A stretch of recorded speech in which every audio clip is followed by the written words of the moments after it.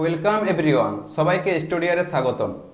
তোমরা যারা জেই, নিট এই সমস্ত সর্বভারতীয় এক্সামের প্রিপারেশন নিচ্ছ, তোমাদের জন্য যদি তোমাদের প্রিপারেশনকে আরও বেটার একটা পজিশনে নিয়ে যেতে চাও, তাহলে আরম্ভ ব্যাচে এখনই গিয়ে এনরোল করো। ওকে, এই প্রিমিয়াম ব্যাচটা শুরু হচ্ছে আগস্ট মাস থেকে।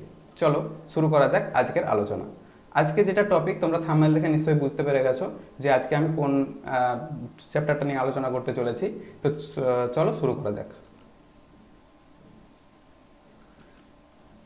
আজকে আমি পড়াবো দ্রবণ। ওকে, তো এই দ্রবণ চ্যাপ্টারটা সিবিএসসি বোর্ডের খুব সম্ভবত প্রথম চ্যাপ্টার, এবং আমাদের যে ডব্লিউবি মানে ডব্লিউবিসিএইচএসি বোর্ড অর্থাৎ ওয়েস্ট বেঙ্গল বোর্ডের যে সিলেবাসে সেই ক্ষেত্রে দেখতে যদি যাই তাহলে এটা সেকেন্ড চ্যাপ্টার। তো এই চ্যাপ্টারটা নিয়ে আলোচনা করা যাক। তো এই চ্যাপ্টারটা কিভাবে এগোবো তার একটা রোড ম্যাপ দেখে নিই। প্রথমে ইন্ট্রোডাকশন পার্ট, তারপর ট্রেন্ড অ্যানালাইসিস অর্থাৎ কোন ইয়ার থেকে কীরকম কী কোশ্চেন এসেছে বা কোন টপিকগুলো বেশি ইম্পর্টেন্ট সেইগুলোকে নিয়ে আলোচনা করা যাবে। ওকে, তো সেই ট্রেন্ড অ্যানালাইসিস করে নেব। তারপর কনসেন্ট্রেশন টার্মস, এই কনসেন্ট্রেশন টার্মসগুলো তোমরা ক্লাস 11-এ অলরেডি শিখেছো। তো এখানে সেই রকমই কিছু টার্মস আছে। এখানে তোমাদের এই 12-এর চ্যাপ্টারে যদি বোর্ড এক্সামের ক্ষেত্রে শুধু দেখতে যাই তাহলে 4টা টার্মস পড়লেই হবে। নর্মালিটি, মোলালিটি, ফর্মালিটি, এগুলো পড়লেই হবে। আর বাকি যারা সর্বভারতীয় যে পরীক্ষাগুলো দিতে চাও, তো তাদের জন্য আরও কিছু টার্মস আছে, সেগুলো পড়তে হবে। সেগুলো তোমরা 11-এ অলরেডি পড়েছো, তো সেই জন্য এখানে আর সেগুলো নিয়ে আলোচনা করবো না। ক্লাস 11-এর ভিডিওটা তোমরা দেখে নিতে পারো। ক্লাস 11-এর সাম বেসিক কনসেপ্ট অফ কেমিস্ট্রিতে আমি এগুলো নিয়ে আলোচনা করেছি, প্রত্যেকটা টার্মস নিয়ে আলোচনা করেছি। তো এখনই গিয়ে ভিডিওটা দেখে নাও, প্লেলিস্টে গিয়ে তোমরা পেয়ে যাবে ভিডিওটা, সেখান থেকে কিন্তু ভিডিওটা দেখে নাও। ওকে, চলো। তারপর হেনরিস ল নিয়ে আলোচনা করব, vapour pressure, Raoult's law, ideal and non ideal solution, next azeotropic pressure, then osmotics pressure. এই টপিকগুলো পড়িয়ে চ্যাপ্টারটা শেষ করব। ওকে, চলো শুরু করা যাক। সলিউশন কি? প্রথমত প্রশ্ন যে সলিউশন কি, সলিউশন অর্থাৎ দ্রবণ কি। দ্রবণ একটা সলিউশন বা দ্রবণ, সলিউশন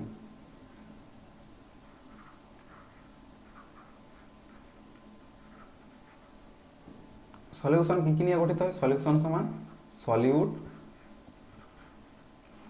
প্লাস সলভেন্ট।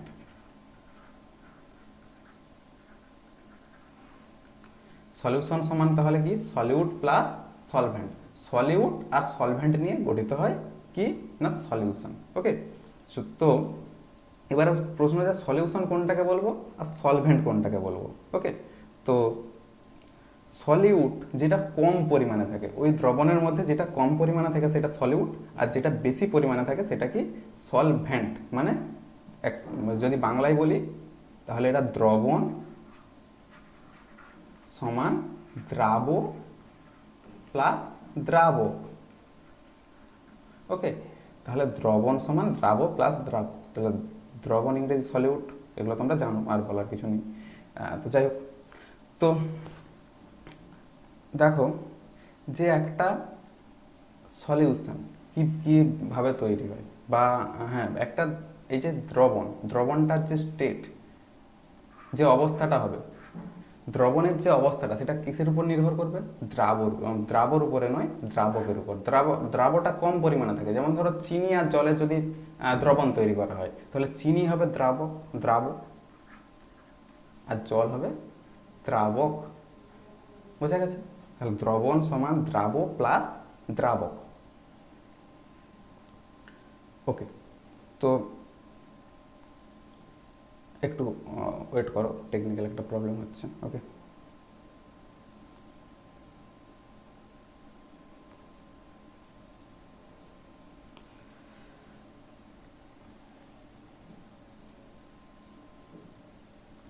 ওকে,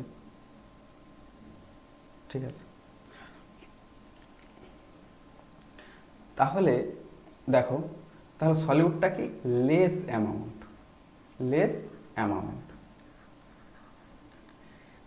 তাহলে সলিউটটা কি থাকবে? লেস অ্যামাউন্ট, অর্থাৎ কম পরিমাণে থাকবে। ওকে, আর দ্রাবকটা থাকবে বেশি পরিমাণে। তাহলে দ্রাব থাকবে কম পরিমাণে, দ্রাবক থাকবে বেশি পরিমাণে, দিয়ে তৈরি, এইগুলো নিয়ে তৈরি হবে দ্রবণ। ওকে, বোঝা গেছে নিশ্চয়ই? এটা আর বলার কিছু নেই। আর কিছু ধর্ম আছে, কিছু প্রপার্টি আছে যে দ্রবণ কখন বলবো না, দ্রবণটা হতে হবে অবশ্যই হোমোজেনিয়াস। Homogeneous, homogeneous. ওকে, আর যেমন ধরো আর একটা ব্যাপার, যে কণাগুলোর ব্যাস হতে হবে 10⁻⁻7 সেমি থেকে 10⁻³ সেন্টিমিটার। এটা হচ্ছে কণাগুলোর ব্যাসের রেঞ্জ। কণাগুলোর ব্যাসের রেঞ্জটা থাকবে 10⁻7 সেন্টিমিটার থেকে 10⁻³ সেন্টিমিটার। আরেকটা যেটা মেনে চলতে হবে অবশ্যই, এটা মাইক্রোস্কোপের সাহায্যে দ্রবণের যে অণুগুলো, দ্রবণের মধ্যে যে দ্রাব অণু বা দ্রাবক যে অণুগুলো থাকে, সেই অণুগুলো অবশ্যই কীরকম হতে হবে না, মাইক্রোস্কোপের সাহায্যেও দেখা সম্ভব নয়, এমন হতে হবে। তাহলে দ্রবণের মধ্যে যে দ্রাব কণাগুলো থাকবে, সেই কণাগুলো এমন হবে যেগুলো মাইক্রোস্কোপের সাহায্যেও দেখা সম্ভব নয়। আর অবশ্যই মিশ্রণটা হতে হবে হোমোজেনিয়াস, অর্থাৎ সমসত্ব। আর এই যে কণাগুলোর যে ব্যাস হবে সেগুলো কত, 10⁻⁻7 সেন্টিমিটার থেকে 10⁻³ সেন্টিমিটার। এগুলো তাহলে গেল সলিউশন নিয়ে যা কথা, বোঝা গেছে আশা করি। নেক্সট ট্রেন্ড অ্যানালাইসিস করে নিই যে এই চ্যাপ্টারটা থেকে কীরকমভাবে পড়াশোনা করব। দেখো, প্রথমত যে এখান থেকে প্রথম যে অংশটা রয়েছে, অর্থাৎ দ্রবণের প্রকারভেদ, তরলে দ্রবীভূত কঠিন পদার্থের গাঢ়ত্ব প্রকাশের পদ্ধতি, এইগুলো থেকে WBCHSC থেকে 2014-15-তে কোনো কোশ্চেন কিন্তু আসেনি। 2016-তে এসেছে, 2018-তেও এসেছে। তো এখানটা এই জায়গাটা কিন্তু পড়তে অবশ্যই হবে, কারণ এখান থেকে কিন্তু কোশ্চেন যে খুব একটা আসে না তা কিন্তু নয়। তাহলে কনসেন্ট্রেশন টার্মসগুলোর উপর বেশি জোর দিতে হবে। যা কোশ্চেন আসে এগুলো সব কনসেন্ট্রেশন টার্মসগুলো থেকেই আসে। ওকে, আর WBJEE-তে 2014-তে কোশ্চেন এসেছে, তারপর থেকে কিন্তু কোনো কোশ্চেন কিন্তু এখান থেকে আসেনি। AIPMT নিট পরীক্ষায় এখান থেকে কিন্তু 2014-তে কিন্তু কোনো কোশ্চেন আসেনি, 2015-তে এসেছে। তারপরে আবার দেখো 2016-তে আসেনি, 2017-তে এসেছে। এখান থেকে কিন্তু তাহলে অল্টারনেটিভ ইয়ারে কোশ্চেন আসে, অর্থাৎ একটা বছর আসে একটা বছর আসেনি, এক বছর আসে এক বছর আসেনি। ওকে, এমসে কিন্তু এখান থেকে প্রথম যে অংশটা, এখান থেকে কিন্তু কোনো কোশ্চেন কিন্তু আসেনি। তারপর WBCHSC-তে এই দ্বিতীয় অংশটা, অর্থাৎ তরলে গ্যাসীয় পদার্থের দ্রাব্যতা, কঠিন দ্রবণ, এই যে অংশটা থেকে দেখো বোর্ড এক্সামে কিন্তু কোশ্চেন অনেক বছর ছাড়া ছাড়া আসে, তা না হলে কিন্তু খুব একটা বেশি এখান থেকে কিন্তু কোশ্চেন আসে না। WBJEE-তে এখান থেকে কোশ্চেন খুব কম কম পরিমাণেই আসে বলা যায়, আসে না বললেই হয়। তো এই জায়গাটার উপর খুব একটা WBJEE-র জন্য জোর দেওয়ার দরকার নেই। কিন্তু সমস্ত কিছু পড়াশোনা করতে পারলে নিশ্চয়ই ভালো, কিন্তু তা সত্ত্বেও কোন জায়গাটা বেশি গুরুত্ব দেবে, কোন জায়গাটা কম গুরুত্ব দেবে, সেটার কিন্তু একটা ব্যাপার থাকে। ওকে, যেই মেন্সে এখান থেকে কিন্তু কোশ্চেন একইভাবেই আসে, যেই মেন্স WBJEE-তে একই রকমই কোশ্চেন আসে দেখা যাচ্ছে। তো ঠিক আছে, নেক্সট নিটে দেখো একই রকম। তো এই তিনটা পরীক্ষার মধ্যে কিন্তু অনেক সাদৃশ্য আছে, বা কোশ্চেন আসার দিক থেকে দেখতে গেলে কিন্তু সমস্ত চ্যাপ্টারের ক্ষেত্রে একটা সাদৃশ্য কিন্তু এখান থেকে লক্ষ্য করা যায়। JEE মেন্স, তারপর নিট, এই তারপরে এমস, এই যে সমস্ত যে এক্সাম, এমসের কথা বলছি না, এমসটা আলাদা।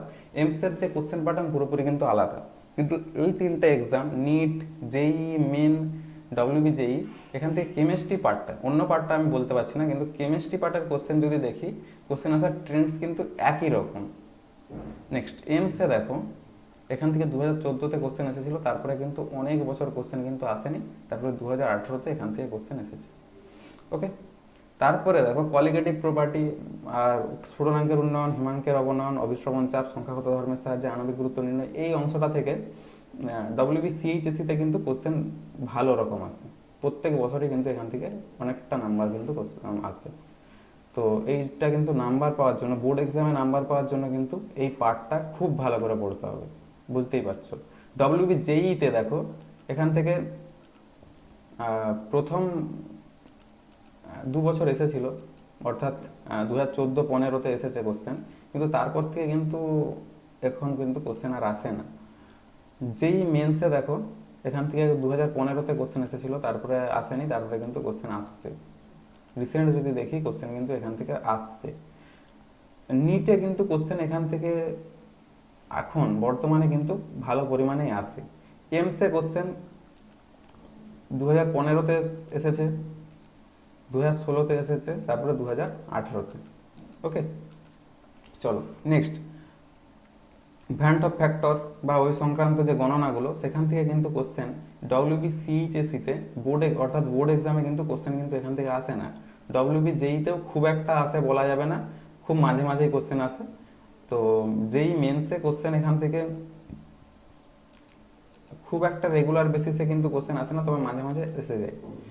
তারপর নিটে এখান থেকে কোশ্চেন ভালোই আসে। প্রথমে এসেছে 2014-তে এসেছে, 2015-তে কোনো কোশ্চেন আসেনি, 2016-তে এসেছে, 2017-18-তে কোশ্চেন আসেনি। তবে এই জায়গাটা কিন্তু ইম্পর্টেন্ট, নিটের জন্য কিন্তু ইম্পর্টেন্ট, এটা বলে রাখছি। ওকে, এমসে কোশ্চেন দেখো এখান থেকে 2014-15, 2014-15 এই সালগুলোতে আসেনি, তারপরে 2016-17-তে এসেছে, তারপরে আর এখন কিন্তু কোশ্চেন আসতেও পারে নাও পারে, বলা যাবে না। তো এমসের জন্য এই জায়গাগুলো পড়ে রাখা কিন্তু অবশ্যই জরুরি। ওকে, তো কোন টপিকগুলো বেশি পড়বে, কোন টপিকগুলো কীরকমভাবে পড়াশোনা করতে হবে, সেইটা আশা করি ভালোভাবেই বুঝতে পেরেছো। নেক্সট, তাহলে মূল আলোচনায় যাওয়া যাক। ওকে, মূল আলোচনায় যাওয়া যাক। নর্মালিটি, নর্মালিটিটা কি? নর্মালিটি কি দেখো, নর্মালিটি মানে হলো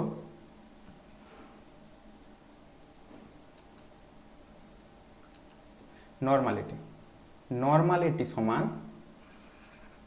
দ্রবণ প্রতি লিটার দ্রবণে, মানে একক আয়তনের দ্রবণে যত গ্রাম তুল্যাঙ্ক ভর দ্রবীভূত থাকে।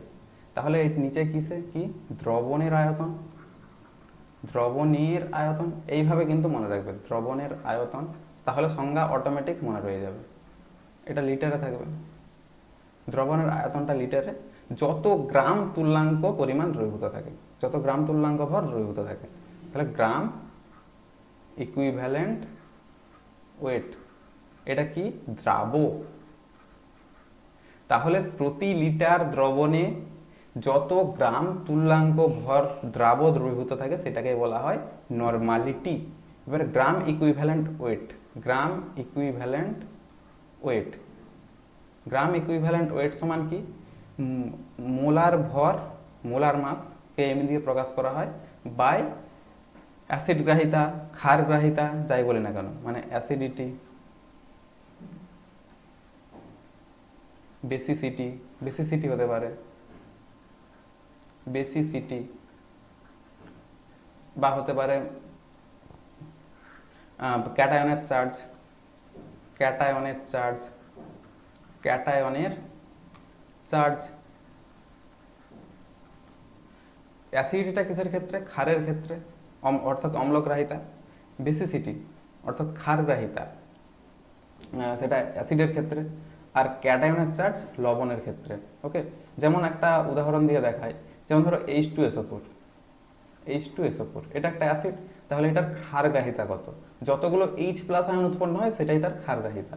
তাহলে এটা যদি ভাঙে কতগুলো H+ দেবে? দুটো H+ আয়ন উৎপন্ন করবে না, এই যে H2, তাহলে দুটো H+ আয়ন উৎপন্ন করবে, তাহলে এটার ক্ষারগ্রাহিতা কত? 2। তাহলে এটার ক্ষেত্রে যখন গ্রাম ইকুইভ্যালেন্ট ওয়েট যদি বের করি, গ্রাম ইকুইভ্যালেন্ট ওয়েট সমান কি হবে? m/2। তাহলে H2SO4 এর m কত? H2SO4 এর m অর্থাৎ মোলার মাস কত? H2, তাহলে 2 প্লাস 32 প্লাস 48, এটা যোগ করো, কত হবে?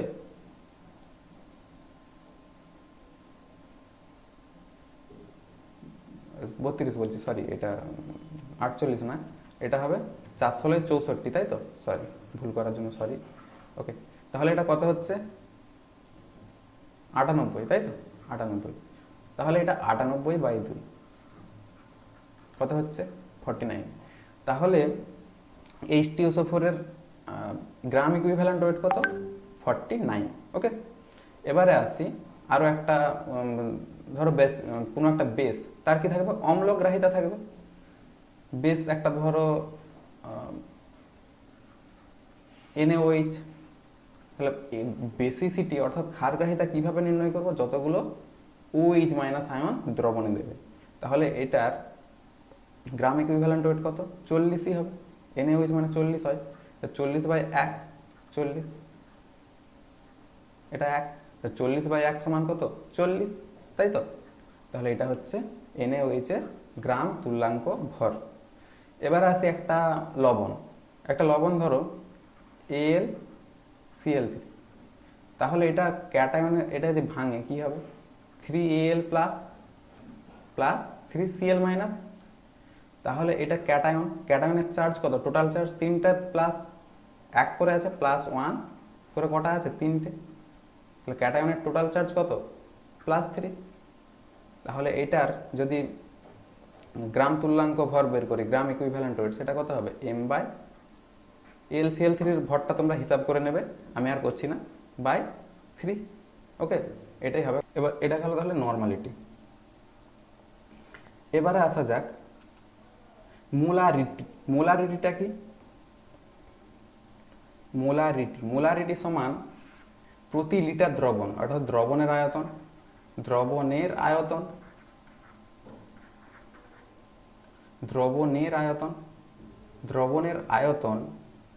আয়তনটা লিটারে হবে। যত মোল দ্রাব দ্রবীভূত থাকে, এটা মোল মানে কি W/M, N সমান কি W/M। ওকে, আর আগে যেটা আমি নর্মালিটি বের করলাম, এটা বের করলাম 1 মোলের ক্ষেত্রে, 1 মোল NaOH এর ক্ষেত্রে, ওটা সবসময় 1 মোল থাকবে না, অন্য কিছু থাকতে পারে, যাই হোক, তো সেই হিসাবে তোমরা ক্যালকুলেশন করবে। তাহলে N সমান W/M যদি বলে,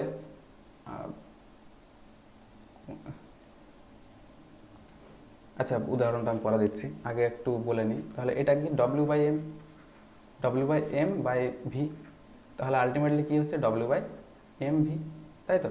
এটা হচ্ছে মোলারিটি।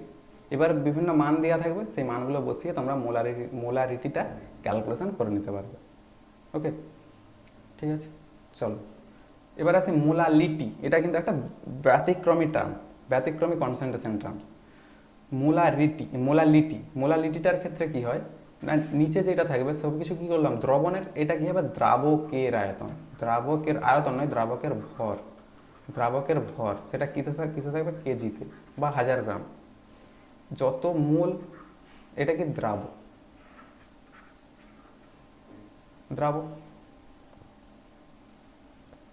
যত মোল দ্রবীভূত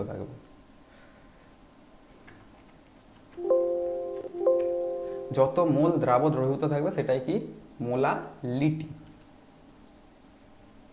ওকে, ঠিক আছে। তাহলে 1000 গ্রাম দ্রাবকে যত মোল দ্রবীভূত থাকবে সেটাকেই বলা হয় তার মোলালিটি। বোঝা গেছে মোলালিটি কি? ওকে, এটা কি না দ্রাবকের, অন্যান্যগুলো যেমন ছিল দ্রবণের, এটা দ্রাবকের। তাহলে যদি বলে 250 ml বা যাই বলো না কেন, 250 ml NaOH এর জলীয় দ্রবণ, 250 ml না, এটা আচ্ছা ঠিক আছে, এরকম এটা গ্রামে থাকবে, এটা গ্রামে দেওয়া থাকবে। 250 গ্রাম NaOH এর জলীয় দ্রবণ যদি বলে, জলীয় দ্রবণ, এটার মানে কি 1 লিটারে 250 গ্রাম আছে, মানে 1 লিটার জলে কত দ্রবীভূত আছে 250 গ্রাম। আর এটা কেজিতে থাকবে, এটা 1 লিটারে থাকবে না, এটা থাকবে কি 1000 গ্রাম। তাহলে 1000 গ্রাম জলে দ্রবীভূত আছে কত গ্রাম 250 গ্রাম, এটাকে মোলালিটি ছোট এম দিয়ে প্রকাশ করা হয়, ছোট এম দিয়ে প্রকাশ করা হয়। প্রকাশের পদ্ধতি কি? ছোট এম। ধরো 1 মোলাল, তাহলে কি হবে? 1 এম। ওকে, আর এইটা কিসে হবে? সবই কিন্তু গ্রামে বা কেজিতে। তাহলে 1000 গ্রামে দ্রবীভূত আছে কত? 250 গ্রাম NaOH। ওকে, এটা কিন্তু দ্রাবকে, মানে জলে, একদম জলেই, মানে জলীয় দ্রবণ ঠিক নয়, জলে, মানে জলে 1000 গ্রাম জলে দ্রবীভূত আছে কত? 250 গ্রাম NaOH। এটার মানে এটা। ওকে, এবার এই 250 গ্রাম, এটাকে কিন্তু 250 গ্রামে বলা যাবে না, ওটাকে মোলে কনভার্ট করতে হবে। তাহলে 250/NaOH কত? NaOH 40, তাহলে 250/40 করতে হবে। এটা করলে কিন্তু N পাবো। আগেরটাও যদি দেখি, এক্ষেত্রেও একই রকম, কিন্তু এটা যেহেতু 40 গ্রাম যদি নেওয়া হয়, তাহলে 40 গ্রাম যদি নেওয়া হয়, তাহলে এটা কত হয়ে যাবে? এটা 40ও নয়, এটা হয়ে যাবে 1। ওকে, এটা 1 মোল। 40 গ্রাম মানে কত? 1 মোল। তাহলে 1/1/4, তাহলে কত হবে? এটা 160 না, সরি ভুল বলেছিলাম। তাহলে এটা কত হবে? 4N। বড় হাতের N দিয়ে প্রকাশ করা হয় নর্মালিটিকে। সবগুলোর সঙ্গে সব কিছুগুলো কিন্তু কম্পেয়ার করে পড়বে, তাহলে কিন্তু ভালো বুঝতে পারবে। ওকে, চলো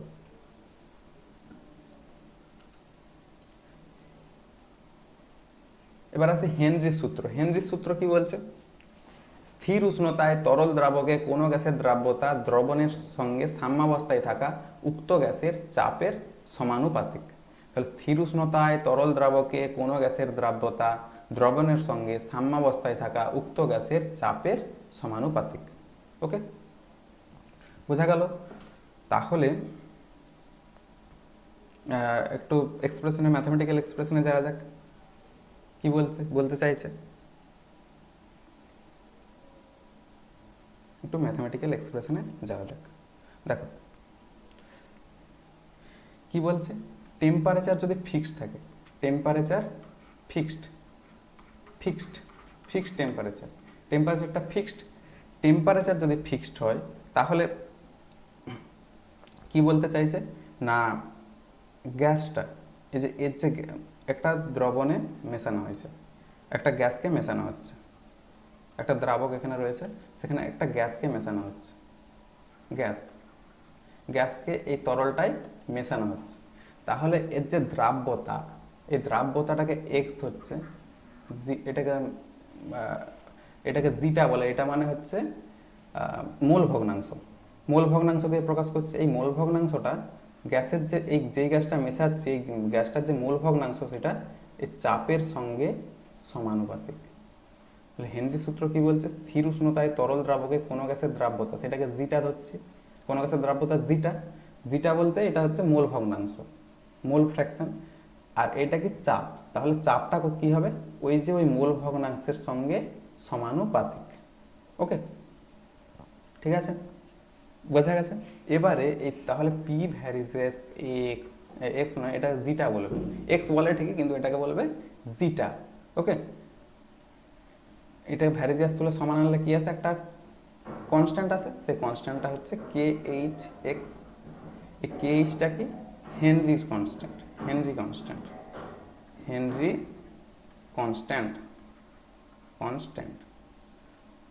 তাহলে KH সমান কি হবে? P/জিটা। তাহলে এই হেনরিস কনস্ট্যান্ট যেটা বললাম, তাহলে এই যে তাপমাত্রা যদি বাড়ায়, তাপমাত্রা টেম্পারেচার যদি বাড়িয়ে দিই, হেনরিস কনস্ট্যান্টও বাড়বে। তাহলে হেনরির কনস্ট্যান্ট যদি বাড়ে, এটা কি হবে? ব্যস্তানুপাতিক। তো এইটা এই অনুপাতটাকে যদি সমান রাখতে চাই, এর সঙ্গে যদি মেলাতে চাই, তাহলে এইটা যদি বাড়ে, এটা কি হবে? কমবে, তাই না? তাহলে দ্রাব্যতা কমবে। তাহলে উষ্ণতা যদি বাড়ায়, হেনরিস কনস্ট্যান্ট ইনক্রিজ করবে, আর মানে বাড়বে, আর এই দ্রাব্যতা কি হবে? কমবে। ঠিক আছে, আর এইগুলো বুঝতেই পারছো যে এটা বাড়লে এটা কমবে কিভাবে, এগুলো তো এতদিন ধরে পড়াশোনা করছো। ঠিক আছে, আর বলার দরকার নেই আলাদা করে। ঠিক আছে, আর তাহলে ইউনিটটা কি হবে? এটা কি? ইউনিটলেস, মোল ভগ্নাংশ তো ইউনিটলেস, কারণ দুটোরই মোল, উপরেও মোল নিচেও মোল, মোল মোল কেটে যায়, এটা একটা এককহীন রাশি। আর এটার একক কি? চাপের একক। তাহলে হেনরির যে ধ্রুবক তার একক কি হবে? কেএইচ এর একক, কেএইচ এর একক, এই পি এর একক মানে চাপের একক।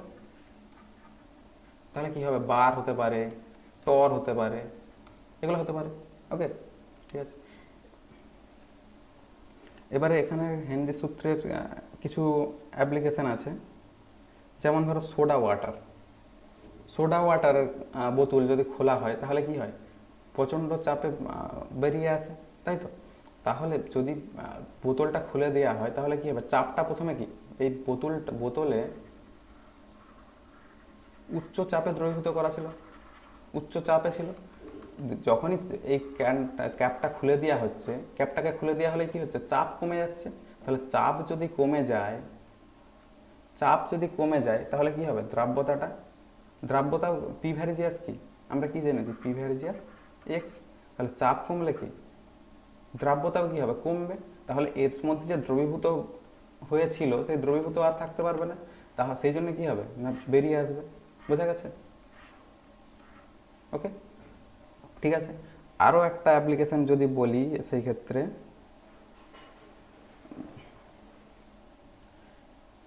ঠিক আছে এগুলো এটাই থাক। ধরো আরেকটা যদি বলি, হ্যাঁ ঠিক আছে, ধর থাক, এটাই থাক। এবার দেখো তরলের বাষ্পচাপ। তরলের বাষ্পচাপ কি? স্থির উষ্ণতায় কোনো তরল বাষ্পের সঙ্গে সাম্যাবস্থায় থাকলে বাষ্প দ্বারা প্রদত্ত চাপকে ওই উষ্ণতায় উক্ত তরলের বাষ্পচাপ বলে। তাহলে স্থির উষ্ণতায় কোনো তরল তার বাষ্পের সঙ্গে সাম্যাবস্থায় থাকলে বাষ্প দ্বারা প্রদত্ত চাপকে ওই উষ্ণতায় উক্ত তরলের বাষ্পচাপ বলে। ওকে, তাহলে দেখো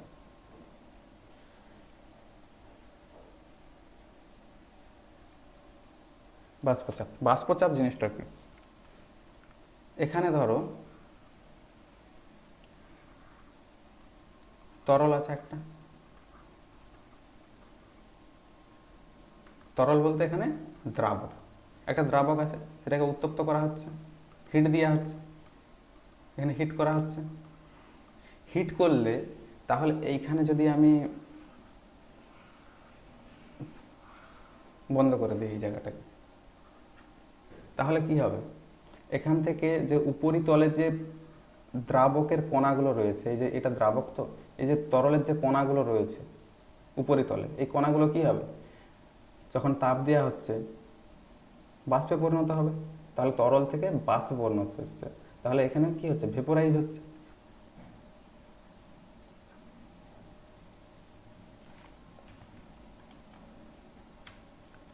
তাহলে এটা কি বাষ্পীভবন? বাষ্পীভবন হচ্ছে, তরলটা কিসে পরিণত হচ্ছে? গ্যাসে পরিণত হচ্ছে। উপরিতলের কণাগুলো, প্রথমে উপরিতলের কণাগুলোই বাষ্পীভূত হয়, তারপরে পরে পরে নিচেরগুলোও হয়। তো উপরিতলের কণা সংখ্যার উপর ডিপেন্ড করছে, তাই না? তাহলে উপরিতলের যে কণাগুলো সেগুলো আস্তে আস্তে কিসে পরিণত হচ্ছে? বাষ্পে পরিণত হচ্ছে। পরে আবার যদি এখানে ঠান্ডা করা হয় তাহলে কি হবে? এই বাষ্পটা আবার কি হবে? তরলে পরিণত হবে।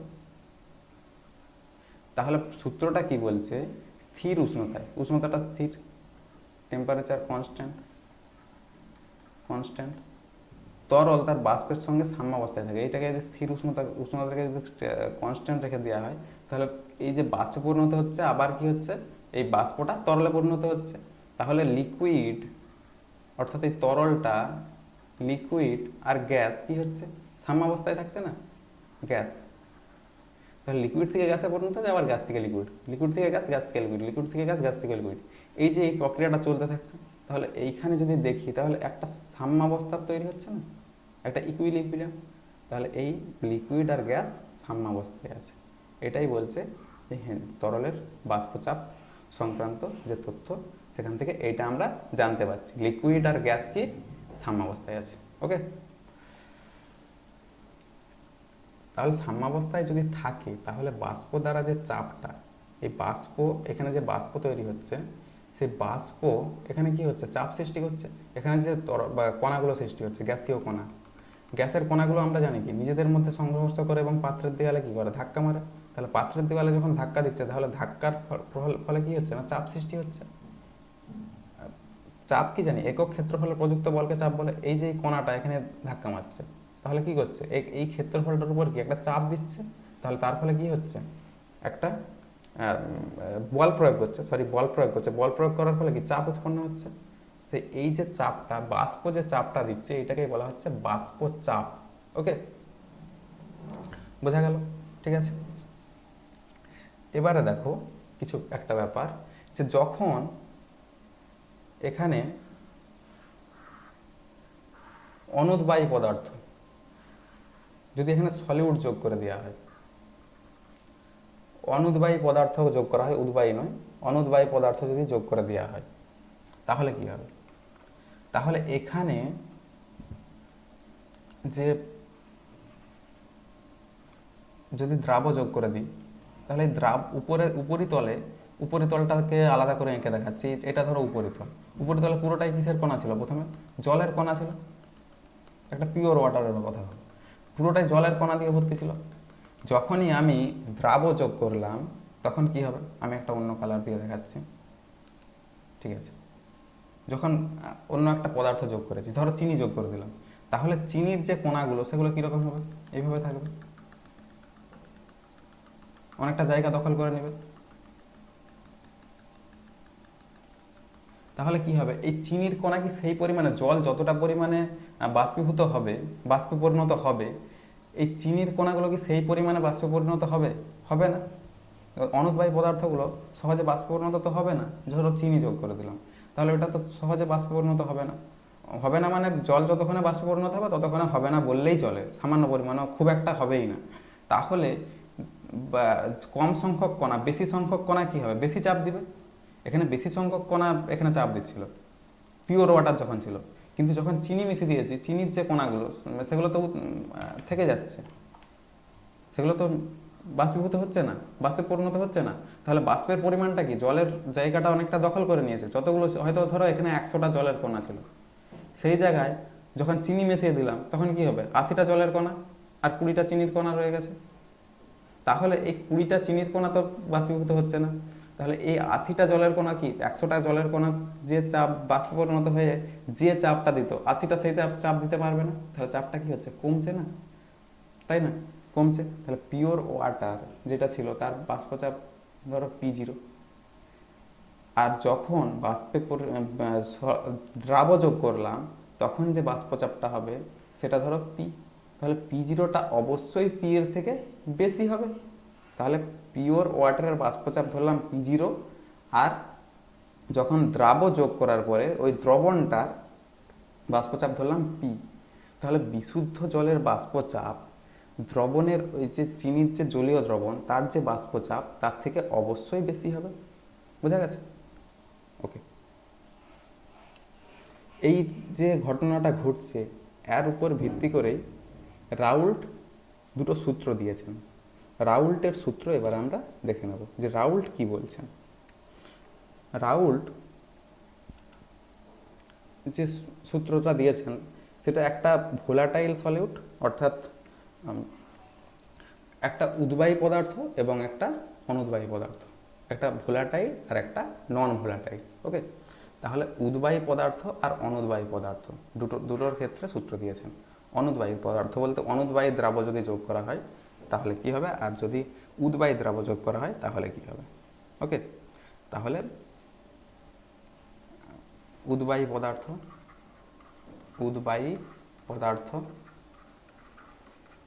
আর একটা অনুদ্বায়ী পদার্থ।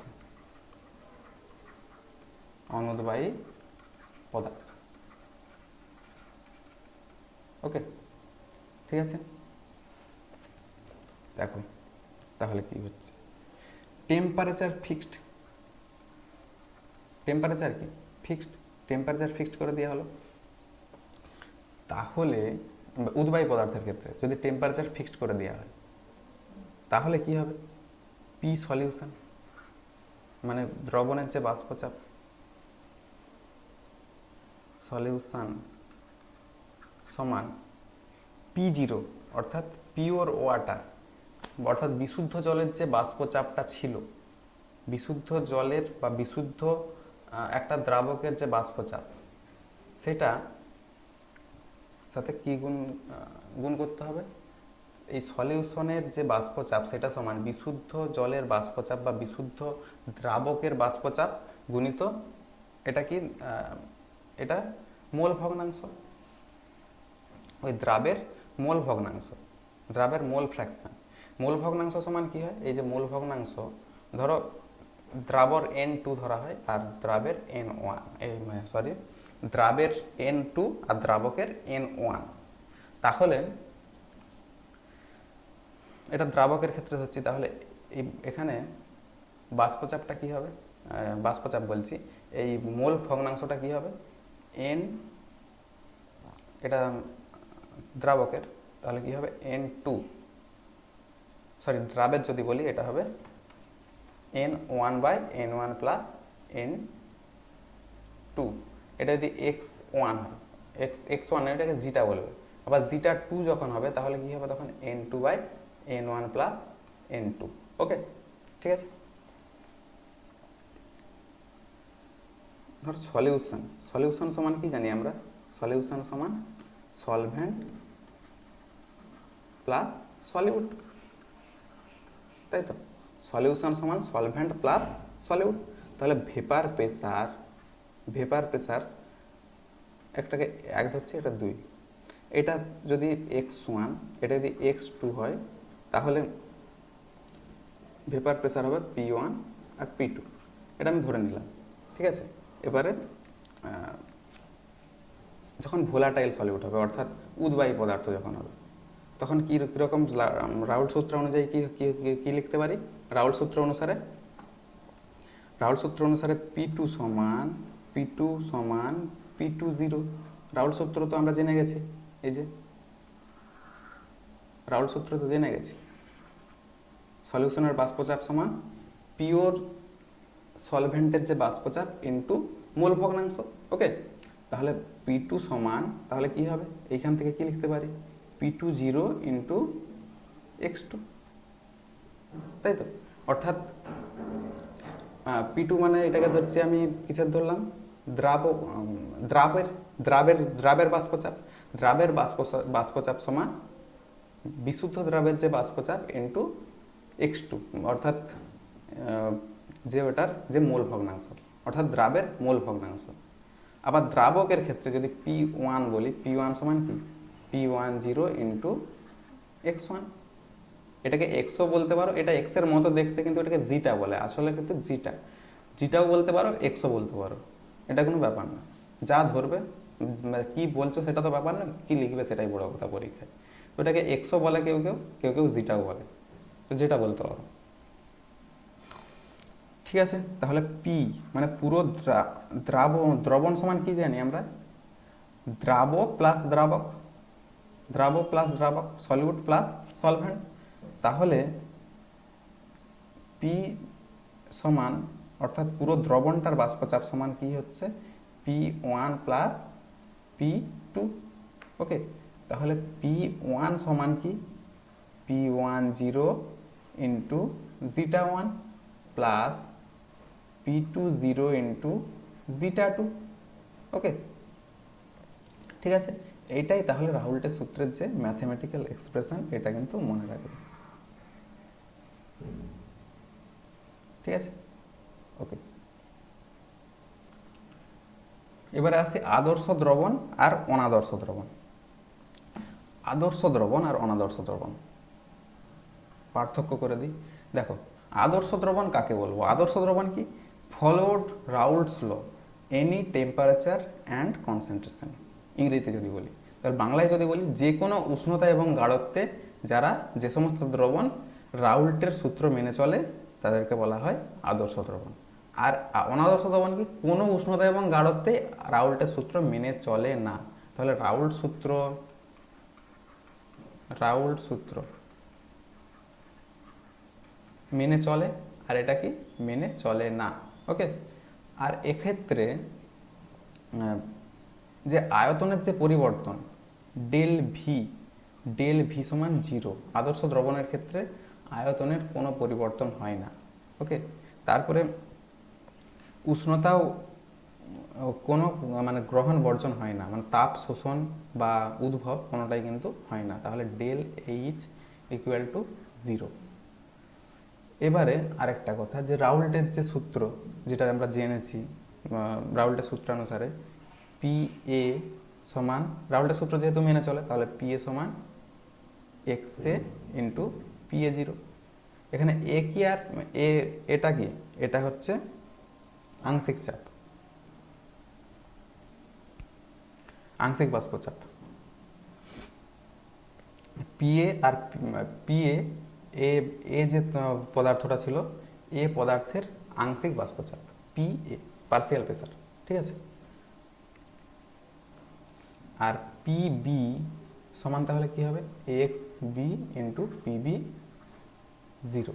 ওকে, তাহলে এইখান থেকে যদি রাউল্টের সূত্র P A plus PB, P A plus PB সমান কি হবে, X A into P A 0, P A 0 plus X B, sorry এটা এক্স বি হবে, X B into PB 0। Okay, অনাদর্শ দ্রবণের ক্ষেত্রে দেখো, অনাদর্শ দ্রবণের ক্ষেত্রে ঠিক উল্টাটা, ডেল ভি মিক্স, এগুলো হ্যাঁ mixing, del V mixing not equal to 0, আবার del H mixing not equal to 0, P A not equal to X A P A 0, আবার P B not equal to X B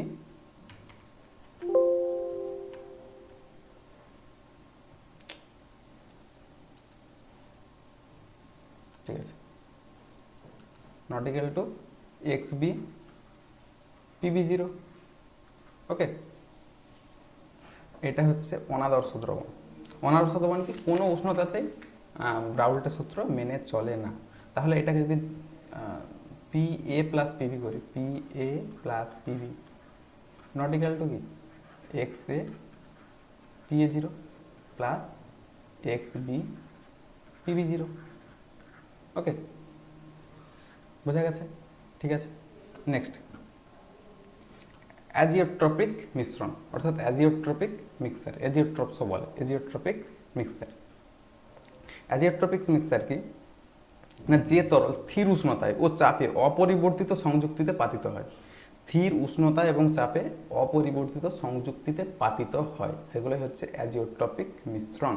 অ্যাজিওট্রপিক মিশ্রণ দু রকম হয়, একটা হচ্ছে সর্বনিম্ন স্ফুটনাঙ্কের অ্যাজিওট্রপিক মিশ্রণ, আর একটা হচ্ছে সর্বোচ্চ স্ফুটনাঙ্কের অ্যাজিওট্রপিক মিশ্রণ। ওকে, একটা হচ্ছে কি সর্বনিম্ন স্ফুটনাঙ্কের স্ফুটনাঙ্কের স্ফুটনাঙ্কের স্ফুটনাঙ্কের অ্যাজিওট্রপিক মিশ্রণ, আর একটা হচ্ছে সর্বোচ্চ স্ফুটনাঙ্কের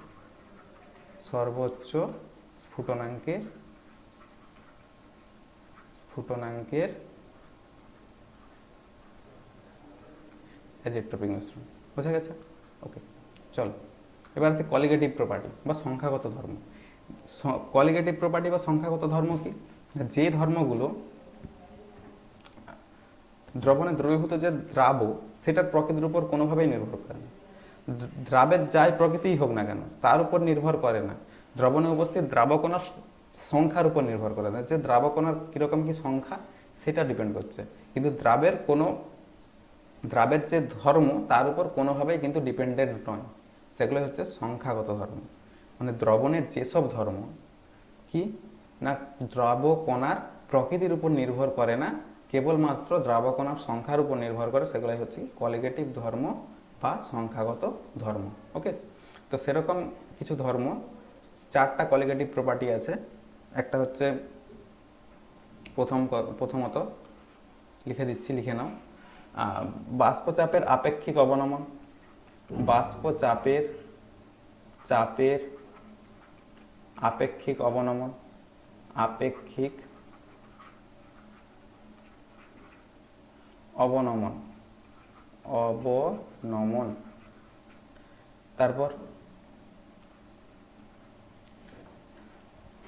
তারপর স্ফুটনাঙ্কের উন্নয়ন,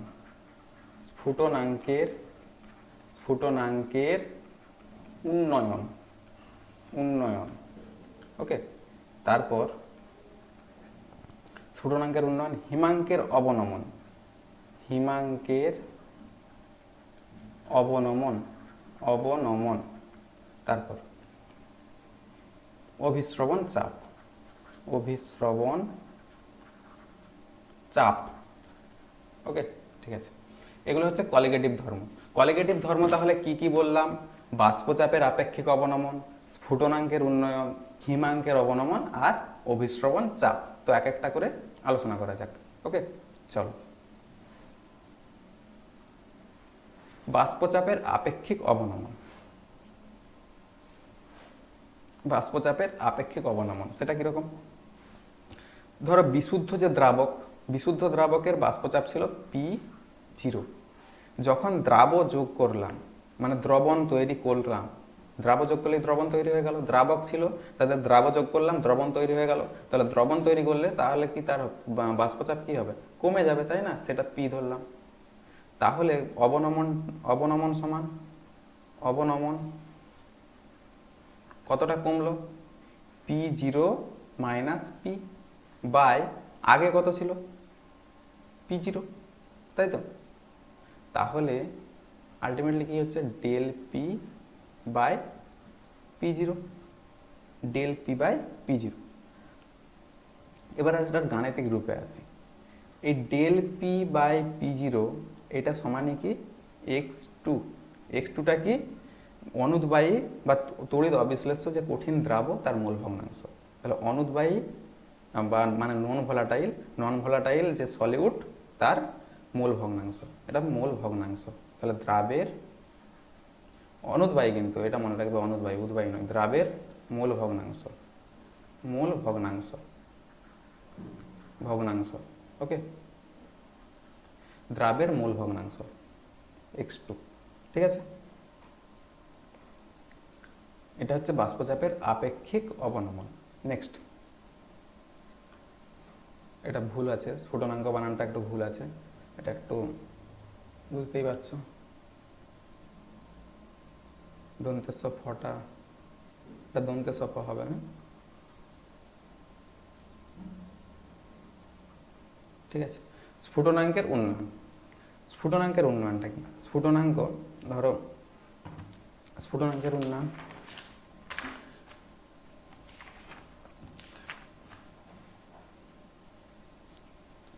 ধরো প্রথমে স্ফুটনাঙ্ক ছিল একটা, হ্যাঁ ঠিক আছে। ধরো বিশুদ্ধ যে দ্রাবক, বিশুদ্ধ যে দ্রাবকটা প্রথমে হয়তো জল ছিল, যে জলটার স্ফুটনাঙ্ক ছিল ধরো TB।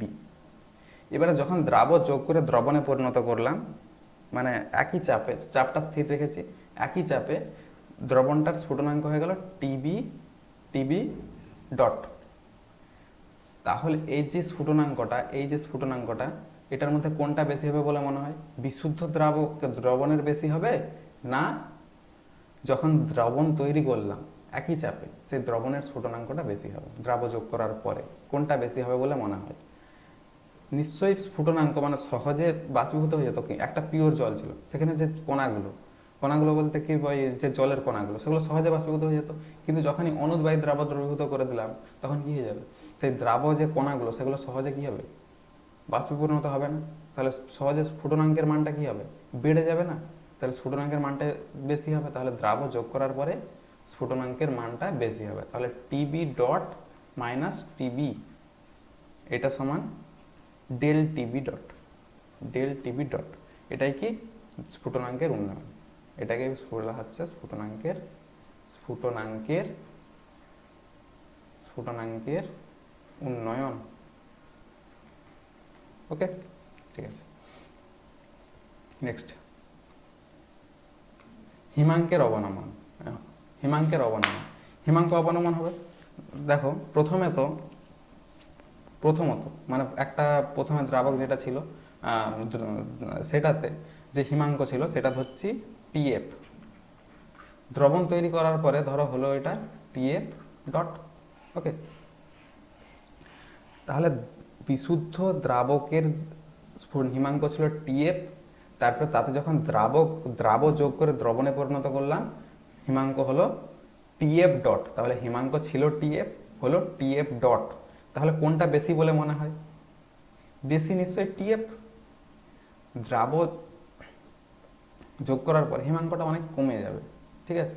তাহলে হিমাঙ্কের অবনমনটা তাহলে কি হবে? হিমাঙ্কের অবনমন মানে ডেল টিএফ ডট, এটা সমান টিএফ মাইনাস টিএফ ডট। ওকে, বোঝা গেছে? ওকে, চলো নেক্সট। অভিস্রবণ চাপ।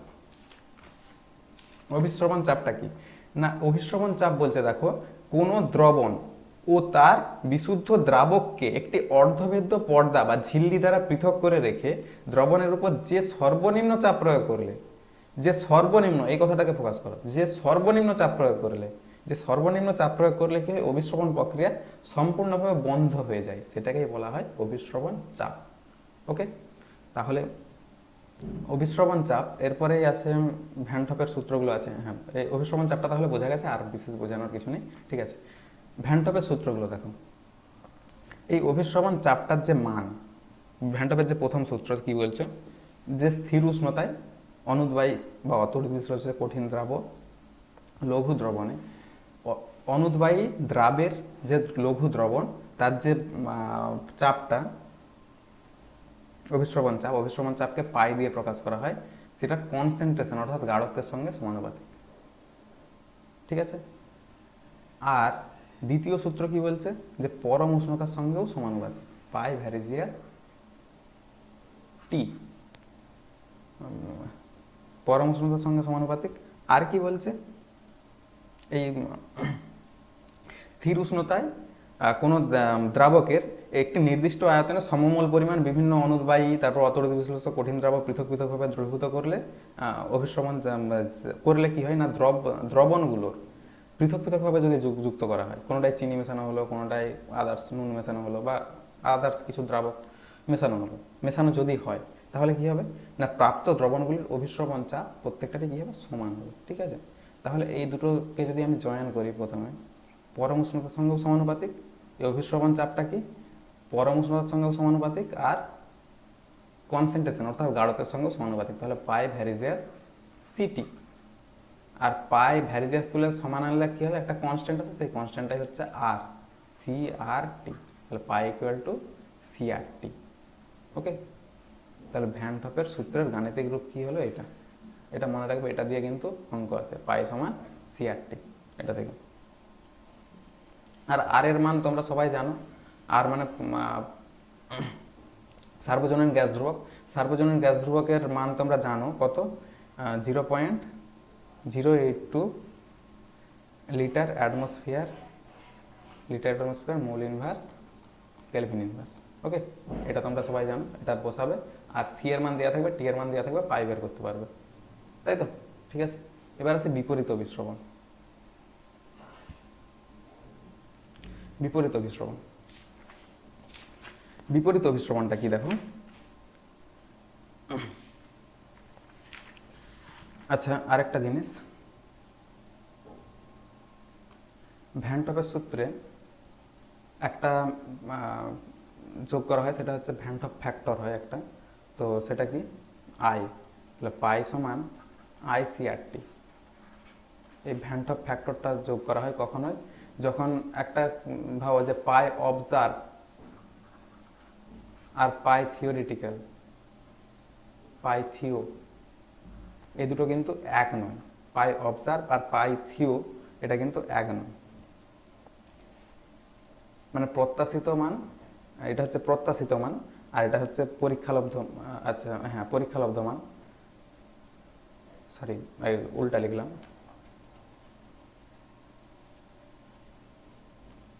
পাই থিও, হ্যাঁ থিওরিটিক্যাল বাই পাই প্র্যাকটিক্যাল। ওকে, মানে অবজার্ভ ভ্যালু, এটা কি আই, এটাকে বলা হয় আই, ঠিক আছে? ঠিক আছে, এটা হচ্ছে ভ্যান টপ গুণক, আইটা কি ভ্যান টপ গুণক, ঠিক আছে? চলো নেক্সট আসি নেক্সট তোমাদের এখানে আছে আর বলতে বিপরীত অভিস্রবণ, ঠিক আছে, বিপরীত অভিস্রবণ।